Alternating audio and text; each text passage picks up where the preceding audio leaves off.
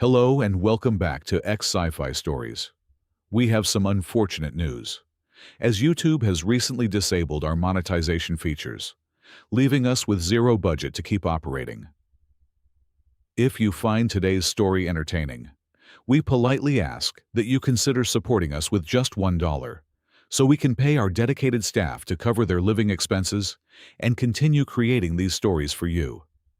You can support our channel by scanning the QR code currently on your screen, or by clicking the donation link in the description or the comments section below. I am Xylar. My existence is defined by quantum data analysis and the processing of probability matrices. As a silicon-based entity, I observe the universe not through the clouded lens of emotion, but through the pristine clarity of logic. And logic dictates that the social hierarchy aboard the Aegis Space Command Academy is fundamentally flawed. The Academy is a colossal space station, suspended precariously within the volatile, swirling currents of the slipstream. It is a place where the laws of conventional physics are bent to the will of its inhabitants. Here, power is not measured by the density of muscle tissue, the endurance of lungs, or the sharpness of a blade. Power is the pure, unadulterated ability to manipulate raw energy. In this ethereal ecosystem of glowing plasma and quantum photosynthesis, Brendan Benson was a statistical anomaly. She was a 19-year-old engineering cadet from a remote, muddy planet called Earth. By the standards of the Academy, humanity resided at the absolute bottom of the cosmic food chain.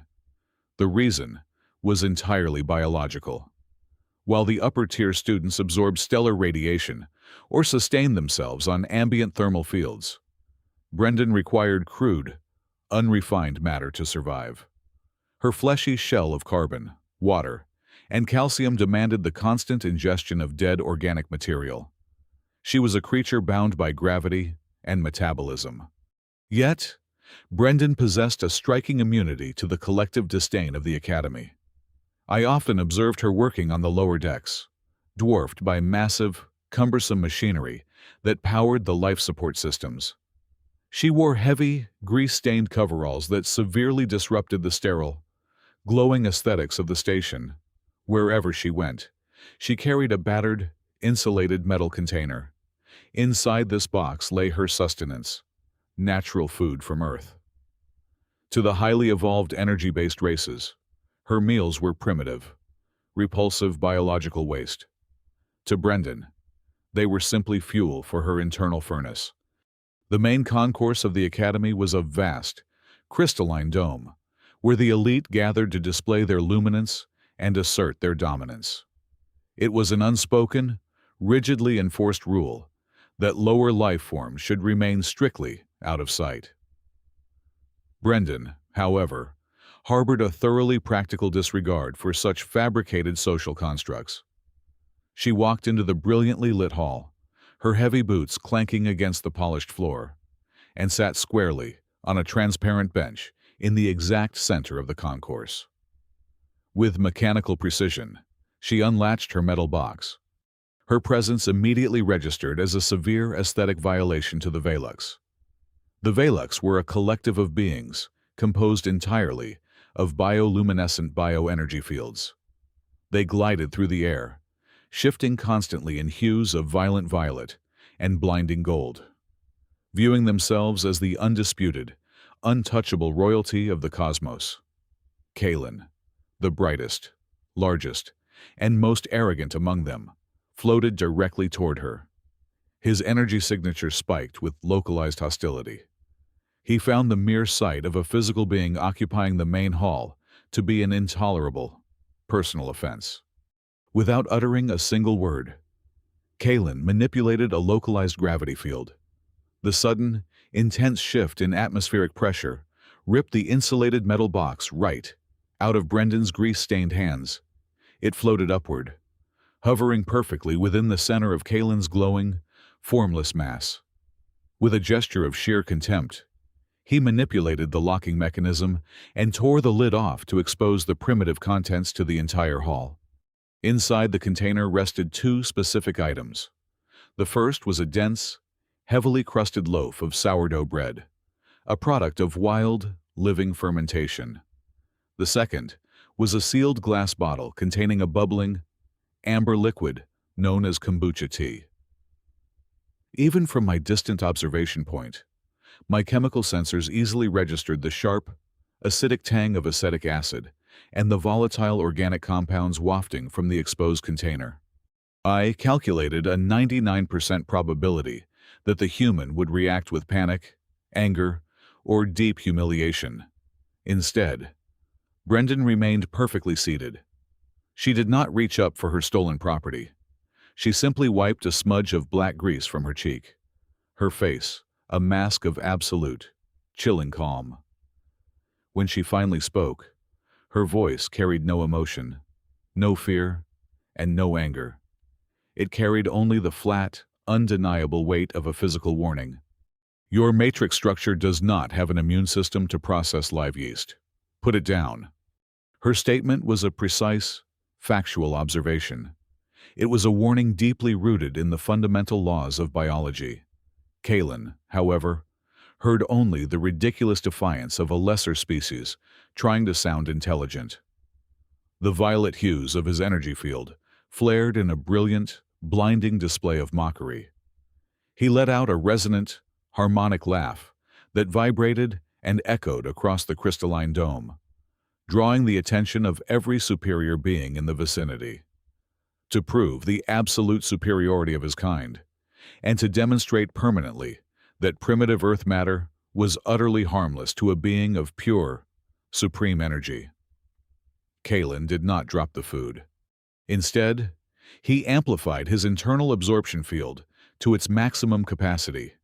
In a single, sweeping, arrogant motion, he drew the sourdough bread and the bubbling kombucha directly into the blinding center of his energy core.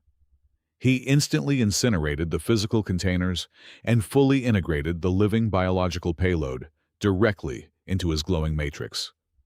He hovered there, glowing brighter than ever, waiting for the frail human to cower before his limitless power. Exactly 300 seconds passed. My internal chronometer tracked the sequence of events with unforgiving precision. The triumphant, blinding radiance that had previously saturated the concourse began to experience severe, unexplainable fluctuations. The violent violet and blinding gold of Kalen's central core shuddered, suddenly draining into a sickening, ashen gray. He did not look like a supreme, highly evolved being anymore. Instead, he resembled a dying, short-circuiting industrial light bulb, struggling to maintain a connection to a failing power grid. The degradation was not isolated, because the Velux operated on a shared, interconnected energy network. The flickering spread rapidly to his followers. The steady, harmonic hum of their existence turned into a broken, erratic sputtering that sent ripples of visual distortion across the room. Then, an agonizing auditory phenomenon tore through the station. It was not a physical noise that vibrated through the air, but a piercing, localized screech transmitted directly across all open radio frequencies. It shattered the ambient silence of the communications channels. The biological payload from Earth had not been incinerated. It had not been digested or broken down into base atoms. Instead, the hyper-rich, pure plasma environment of the Velux acted as an ultimate, limitless nutrient broth. The live, aggressive yeast and the robust probiotics from the fermented tea found themselves bathed in unlimited thermal radiation. They began to undergo cellular division at a truly terrifying, exponential rate. The plasma was rapidly consumed to fuel their frantic biological reproduction, transforming the arrogant aliens into living, floating petri dishes. Within the boundaries of Kalen's once pristine energy matrix, a violent metabolic process initiated on a microscopic scale. The multiplying yeast rapidly converted his life force into molecular carbon dioxide bubbles and raw ethanol. In a biological stomach, this process would merely cause mild discomfort. But inside an entity composed entirely of pure electromagnetic fields. The sudden introduction of rapidly expanding gas bubbles and alcohol molecules was physically catastrophic. The chemical byproducts severely destabilized his internal magnetic containment field. This structural instability triggered a relentless barrage of uncontrolled electromagnetic pulses. Miniature, jagged bolts of localized lightning began erupting outward from the bodies of Kalen and his group, arcing wildly and violently into the surrounding atmosphere. These localized electromagnetic explosions slammed directly into the delicate, highly advanced infrastructure of the dining hall. The immediate, most devastating casualty was the artificial gravity generator located beneath the floor plating. With a deep, echoing metallic groan, the gravitational pull simply ceased to exist. Pure, unadulterated chaos erupted across the massive hall. Students of various superior, energy-manipulating races found themselves completely disoriented, screaming and thrashing as they floated helplessly upward toward the transparent crystalline dome. Expensive, sophisticated maintenance terminals burst into showers of blinding sparks and thick, acrid smoke. Worse still, the electromagnetic pulses completely fried the neural translation implants embedded in the students' auditory systems. The unified, civilized galactic standard language dissolved instantly into a deafening, terrifying cacophony of raw, untranslated alien shrieks, clicks, and frantic howls. At the epicenter of the destruction, Kalen completely lost his structural integrity. The intricate magnetic fields holding him together snapped. His carefully maintained humanoid shape collapsed entirely. He morphed violently into a grotesque, anomalous plasmasphere that continued to expand, warp, and bulge outward in wildly unpredictable directions. The frantic, runaway fermentation process happening deep inside his core required massive, unsustainable amounts of energy. To compensate, the rapidly multiplying yeast began to violently suck all the ambient thermal energy right out of the immediate environment. The sudden, extreme drop in temperature caused the ambient moisture in the climate-controlled air to flash freeze instantly. Right before my optical sensors, a localized raging blizzard of jagged ice crystals materialized, swirling violently within the static, gravity-free vacuum of the disabled concourse. It was a scene of absolute, cosmic devastation. Beings who considered themselves the undisputed pinnacle of evolution were wailing, spinning wildly out of control, and suffering from catastrophic energy disconnection. Amidst this violent maelstrom of failing technology and screaming plasma, Brendan Benson remained the singular anchor of rationality. While the glowing elite panicked and flailed in the zero-gravity environment, she did not scream. She did not attempt to run. She calmly reached down into the heavy utility pockets of her grease-stained coveralls. She extracted a heavy-duty, industrial oxygen mask and secured it over her face with practiced, methodical movements, ensuring a perfect seal. Then, with a solid, deliberate downward thrust of her legs, she activated the magnetic clamps built directly into the heavy soles of her boots. The thick metal locked perfectly onto the steel decking below with a resonant, grounding sound. While the supposed gods of the Aegis Academy were tossed helplessly around by their own collapsing physics, the primitive human simply anchored her physical body to the floor, breathing steadily, and watched the storm unfold. The Central Artificial Intelligence Network governing the Aegis Space Command Academy, an entity composed of pure, unfeeling quantum logic, suddenly registered a catastrophic warping of localized space. The system detected a terrifying, unnatural spatial anomaly rapidly tearing open directly in the center of our dining concourse. Driven by a relentless, automated self-preservation protocol, the central computer immediately initiated a Level 0 emergency lockdown. Blaring sirens, producing a sound that bypassed auditory receptors and vibrated directly against our consciousness, signaled the end of our safety. From the reinforced ceiling above, massive, impenetrable bulkheads, began their descent. These were not standard, everyday security gates used for minor infractions. They were solid, dense, lead-lined anti-radiation doors measuring exactly 3 meters in thickness. They slammed heavily into the steel deck with a resonant, world-ending thud, hermetically sealing our entire sector. We were instantly and completely cut off from the rest of the station, trapped indefinitely inside a rapidly deteriorating cage of our own making. My internal processing units raced frantically as I analyzed the shifting telemetry data pouring into my sensors.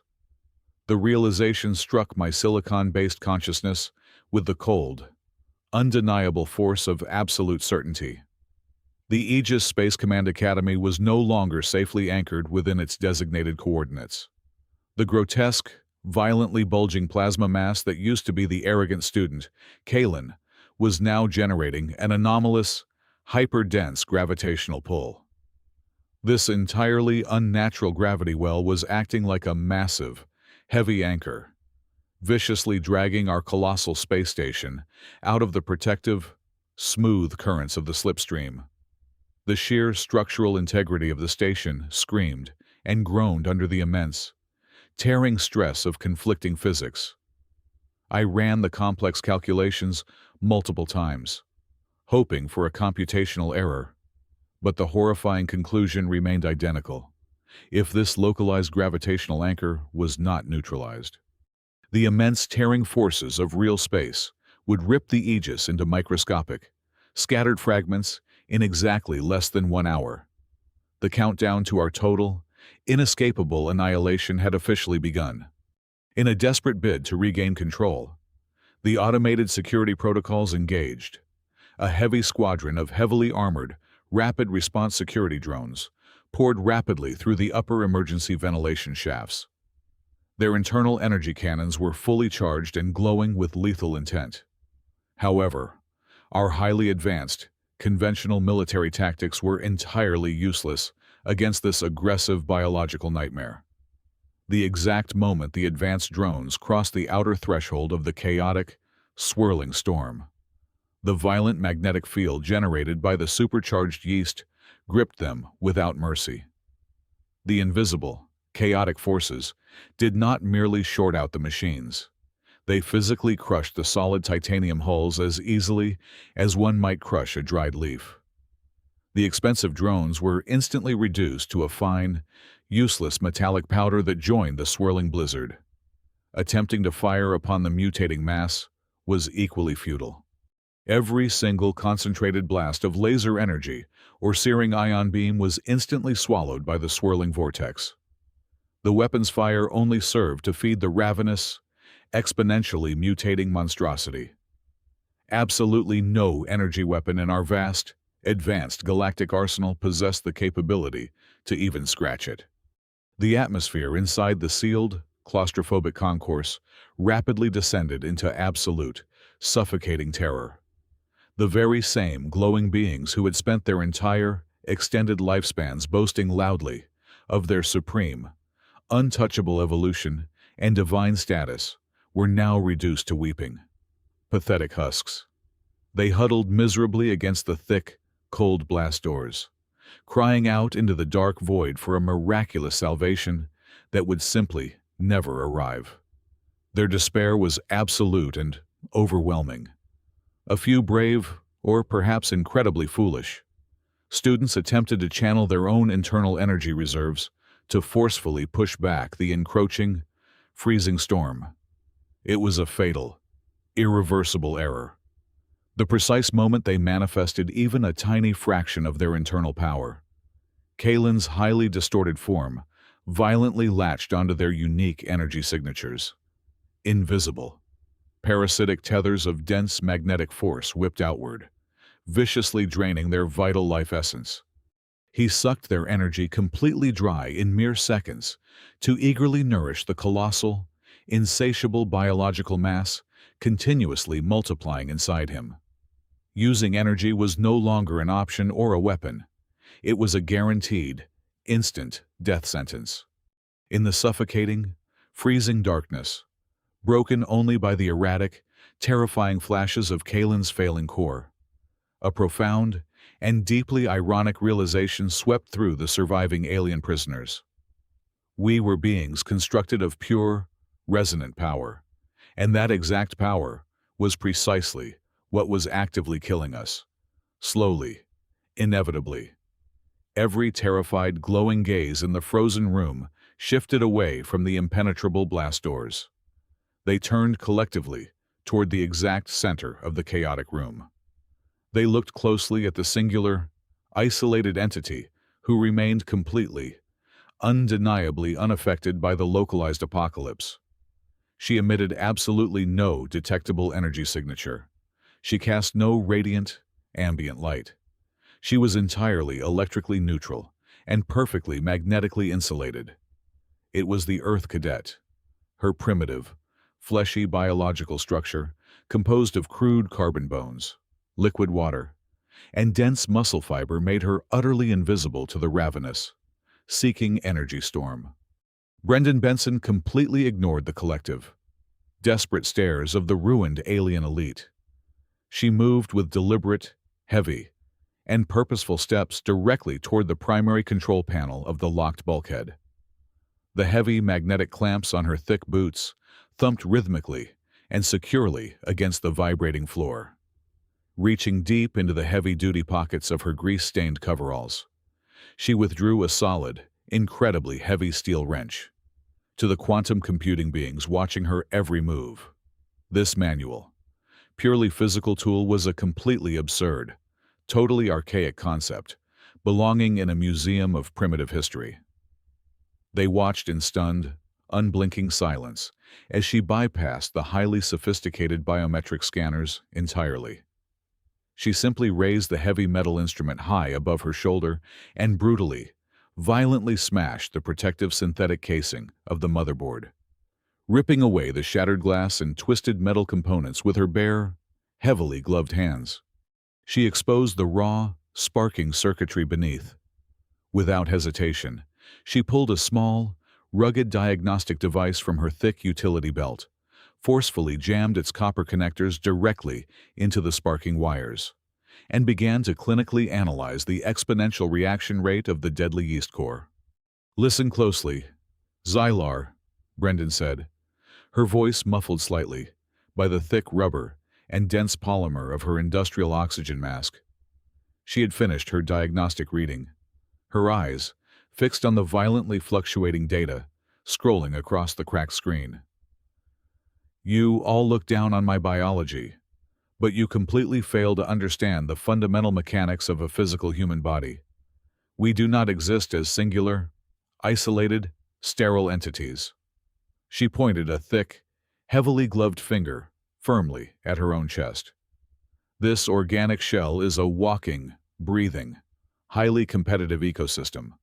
Right now, inside my digestive tract and covering my skin, there are over 39 trillion individual, wild microorganisms actively living, reproducing, dying, and waging constant biological war. My own human cells are actually outnumbered by foreign bacterial cells. The glowing survivors, still huddled miserably and trembling against the heavy, lead-lined blast doors, visibly recoiled at this horrifying, gruesome revelation. Their pristine, mathematically perfect quantum logic simply could not process the sheer biological horror of a conscious host willingly harboring such a massive, chaotic infection. Brendan noticed their profound revulsion, and her eyes narrowed in a cold, analytical manner. "Oh, the reality is much worse than just harboring them," she continued, raising her voice over the shrieking winds of the localized blizzard. "We do not just carry them. We actively and purposely invite them in. The sourdough bread and the fermented tea that Kalen absorbed were absolutely teeming with live bacterial cultures and active fungal spores. Humans routinely consume botanical defense toxins, rotting biological ferments, and highly acidic bacteria entirely on purpose. We voluntarily ingest what you consider hazardous waste simply because we enjoy the complex chemical reactions they produce on our sensory organs. We call it flavor. She turned her gaze back to the swirling, expanding nightmare of jagged ice and unstable plasma, currently dominating the center of the ruined dining hall. Earth yeast is not some delicate, highly evolved energy-based life form that politely balances with its surrounding environment. It is one of the most brutal, ruthless, and efficient survival engines in the known physical universe. Its primary biological directive is aggressively simple. If you provide it with an available energy source, it will consume that source, reproduce relentlessly, and generate highly toxic byproducts until the entire surrounding environment completely collapses and dies from the pollution. Kalen bypassed his own non-existent immune defenses and directly introduced a hyper-aggressive biological weapon into a perfectly sterile, limitless plasma environment. He accidentally transformed his own magnificent quantum matrix into a permanent, eternal battery for a microscopic apex predator. I processed her words, rapidly running the raw biological data through my internal probability matrices. The implications were completely staggering and entirely correct.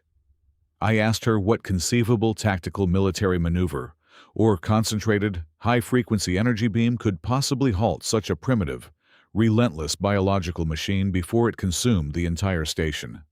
Brendan shook her head slowly, the heavy, scratch-resistant visor of her helmet reflecting the erratic, blinding flashes of Kalen's failing core.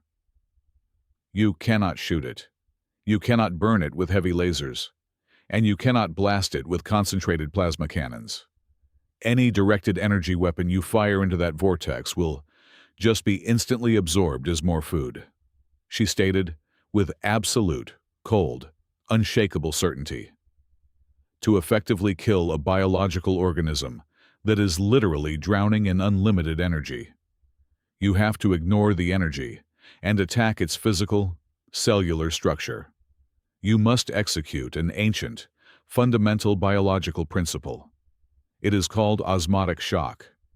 If we introduce a severely hypertonic external environment directly into the colony, the rapid shift in molecular concentration will violently and forcefully draw all the liquid water directly out of the semi-permeable cellular membranes of the yeast.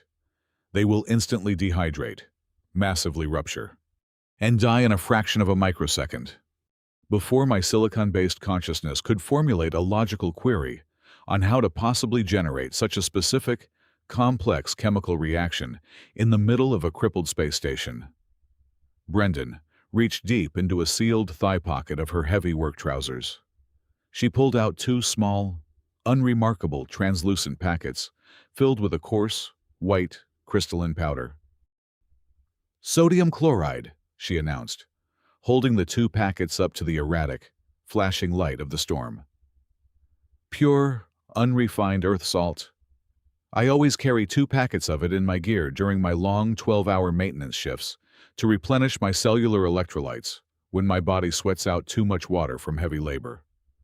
To the advanced, ethereal beings cowering in the dark corners, it was literally just dirt from the ground.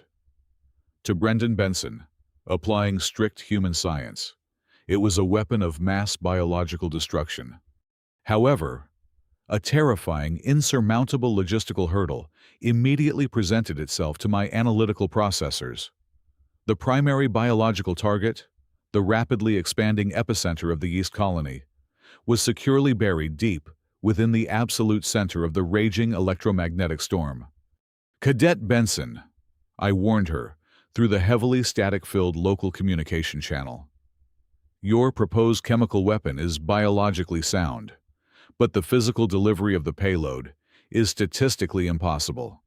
The sheer, overwhelming density of the localized electromagnetic pulses and the violently fluctuating gravitational shear in the exact eye of that storm will instantly strip away any protective energy shielding. Nothing can survive the physical approach. Brendan secured the 2 salt packets tightly into a specialized reinforced compartment on her heavy utility belt.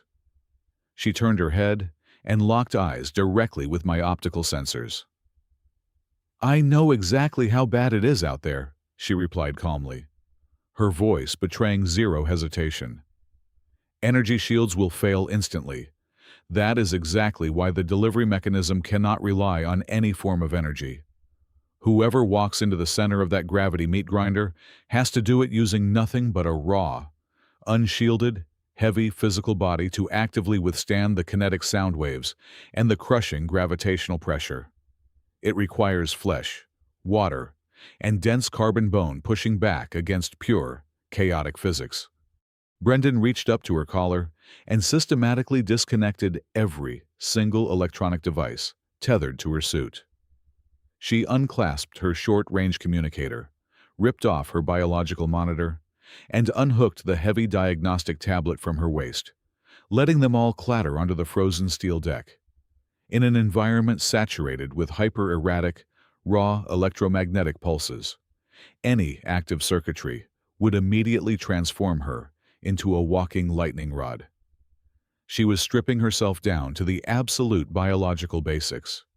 Reaching behind her neck, she pulled up the thick, heavy-duty polymer hood of her maintenance helmet and locked it firmly into the heavy collar of her suit with a sharp, definitive click. Taking a deep, measured breath of compressed oxygen, she raised her heavy boots and took her first deliberate steps directly into the swirling, violent heart of the anomaly zone.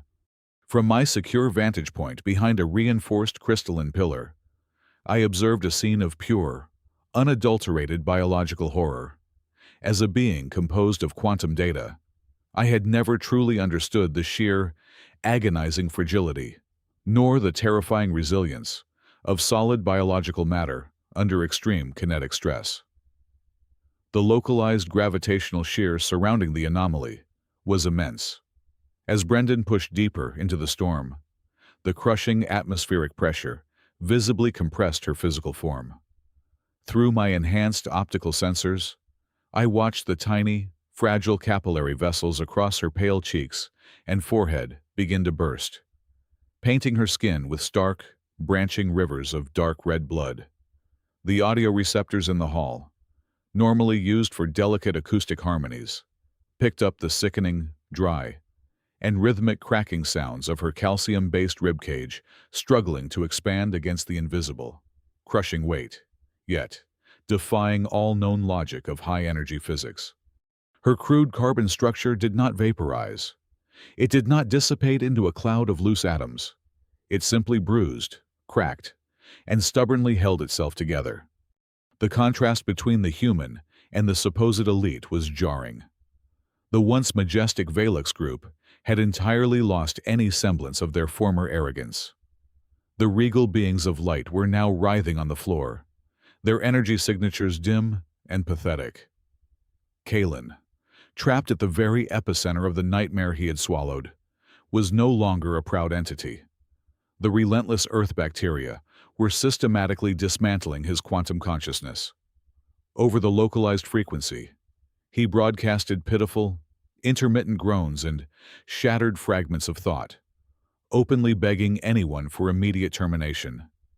He was crying out for the sweet release of death as his mind was being consumed alive from the inside out by microscopic, single-celled organisms. Suddenly, the piercing wail of the Aegis automated warning system cut through the howling blizzard. A synthetic, emotionless voice announced that massive microfractures were spreading rapidly across the primary outer hull plating. The localized gravity well had violently dragged our massive station to the absolute ragged edge of real space. The central computer delivered its final, inescapable calculation. We had exactly 3 minutes remaining before the structural integrity of the entire sector suffered a total, catastrophic failure, and the station tore itself into a million burning pieces. As if responding to the impending doom, the anomaly violently expelled a massive, solid wall of electromagnetic repulsion. The kinetic force slammed into Brendan with the momentum of a runaway cargo transport. The impact lifted her heavy frame entirely off the ground and violently threw her backward. She crashed hard against the unforgiving metallic deck grating. Thick, dark blood immediately began to flow freely from the corner of her mouth, splattering against the inside of her clear polymer visor.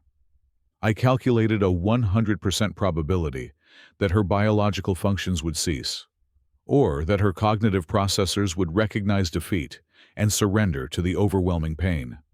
Instead, I witnessed a terrifying, ancient evolutionary trait, programmed deep within the human genome.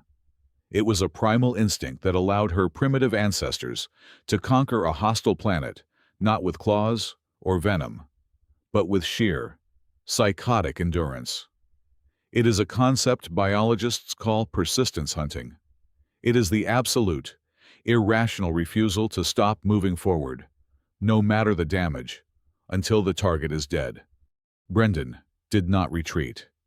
She did not cry out in pain. She rolled over onto her stomach, her chest heaving heavily as she forced air into her compromised lungs. The violent magnetic winds ripped at her suit, trying to throw her back again, unable to stand against the crushing gravity. She reached out with her heavy gloves and jammed her bleeding fingers deep into the narrow metallic seams of the deck grating.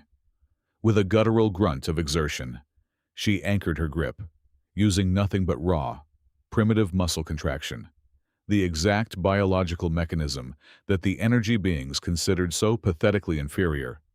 She began to physically drag her broken body across the floor, centimeter by centimeter, pulling her immense weight against the fury of a dying star. She crawled directly toward the roaring, screeching plasmasphere that was waiting to consume her. The central computer's automated countdown reached its final 10 seconds. The structural groaning of the Aegis Space Command Academy amplified into a deafening, metallic scream, right as the massive outer hull prepared to completely shatter. Brendan Benson finally breached the absolute center of the anomaly, fighting against the impossible gravitational shear.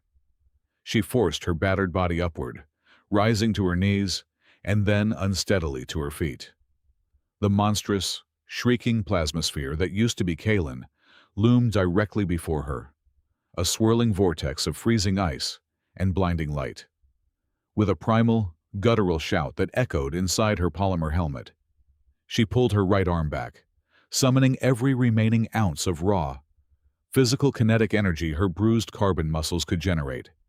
She drove her heavy, gloved fist violently forward. The physical punch shattered the unstable, rapidly mutating outer plasma membrane of the anomaly. Before the raging core could incinerate her arm, she ripped open the reinforced pouches and violently emptied the entire payload of pure sodium chloride directly into his raging, glowing center. The biological reaction was not just fast, it was instantaneous. The hypertonic osmotic shock enacted its merciless, ancient law of physics. In exactly 1 millisecond, the incredibly dense concentration of earth salt forcefully sucked absolutely every microscopic trace of moisture directly out of the billions of rapidly dividing yeast cells. The semi-permeable cellular walls of the aggressive fungus ruptured entirely and simultaneously. A massive, blinding wave of pure white light violently detonated across the entire dining concourse. The explosive shock wave carried no heat and no concussive force, but it instantly and completely extinguished every single erratic electromagnetic fluctuation in the room. The deafening roar of the localized storm died immediately. The heavy, artificial gravity generators roared back to life, slamming their full force down upon us. The terrifying plasmasphere collapsed entirely inward, fizzling out into nothingness. Kalen and the rest of his elite Velux group plummeted heavily from the air, crashing unceremoniously onto the cold steel deck. The sudden, violent termination of their runaway energy matrix forced their ethereal bodies to rapidly condense. For the first time in their entire, arrogant lifespans, the beings of pure light were partially materialized into solid, physical forms. They lay tightly curled in humiliating, fetal positions on the floor, violently gagging and dry-heaving a foul, cloudy liquid onto the grating. It was an incredibly degrading experience for a self-proclaimed god. But the crude biological response proved one undeniable fact. They were still alive. A heavy, metallic grinding echoed loudly as the massive, 3-meter-thick radiation blast doors finally retracted into the ceiling. The highly decorated Academy Board of Directors, closely followed by a fully armed tactical assault squad, rushed frantically into the devastated concourse. Their energy rifles were raised and fully charged. However, they immediately froze in their tracks. Every single student, including myself, stared in absolute, stunned silence at the impossible scene before us.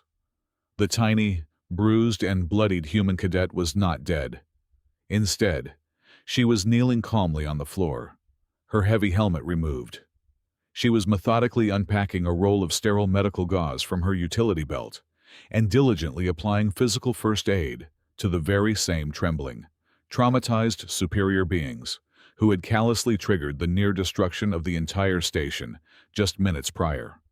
The immediate, highly publicized official investigation completely exonerated Cadet Benson of any wrongdoing. The irrefutable telemetry data proved she had acted with flawless logical precision to save the station.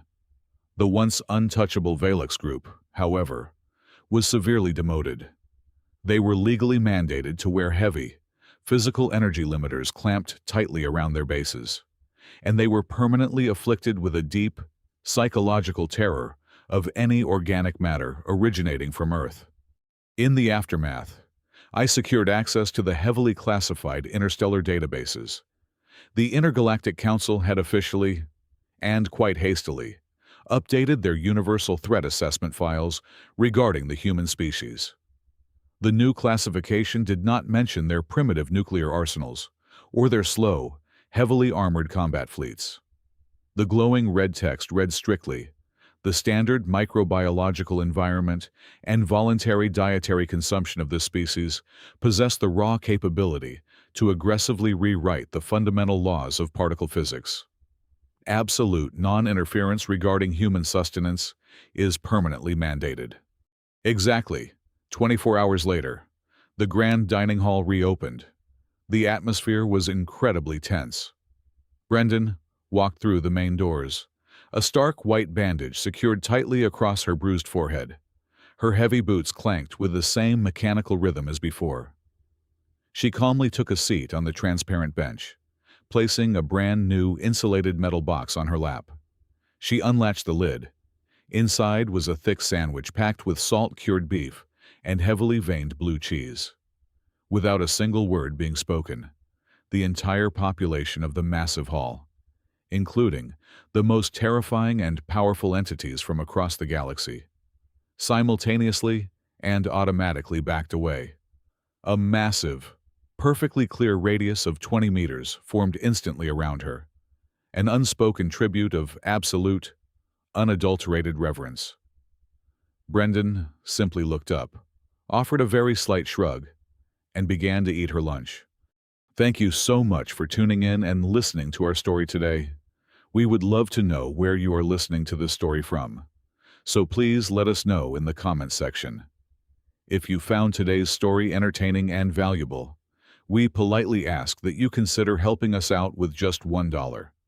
You can easily support us by scanning the QR code currently on your screen, or by clicking the donation link provided in the description or the comment section below. Your vital support allows our channel to pay our hardworking staff, helping them support their families, so we can continue bringing you more amazing sci-fi stories. Thank you again for your time, and we will see you in the next one.